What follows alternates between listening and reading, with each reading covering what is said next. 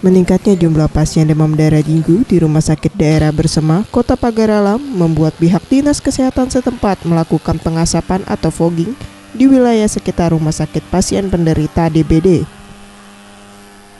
Salah satunya yakni di Dusun Gunung Gendang, Kelurahan Bersema Serasan, Pagar Alam Selatan. Tim Dinas Kesehatan melakukan kegiatan fogging di permukiman tersebut karena merupakan rumah salah satu pasien DBD yang dirawat di Rumah Sakit Daerah Bersema.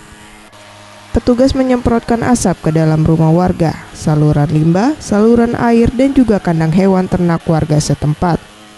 Dr. Dian Neta, petugas Dinkes Kota Pagar Alam mengatakan, sejak akhir 2015 kasus DBD sudah mulai merebak, di mana periode 2015 hingga Januari 2016 sudah ada 39 pasien dan 2 pasien yang meninggal dunia akibat penyakit demam berdarah setelah dirawat RSD Bersema.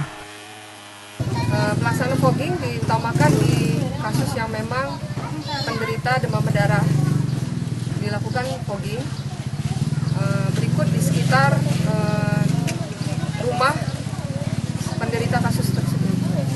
Dan dihimbau kepada masyarakat untuk melaksanakan 3M+, yaitu menguras, menutup, mengubur. Dan plus yaitu seperti genangan air di pas bunga diganti, atau di peliharaan burung ada air harap diganti. Usai melakukan fogging, petugas juga melakukan sosialisasi dan penyuluhan kepada warga, serta membagikan secara gratis bubuk pembasmi jentik nyamuk demam berdarah kepada warga di lokasi fogging. Zulfikri, Sriwijaya TV.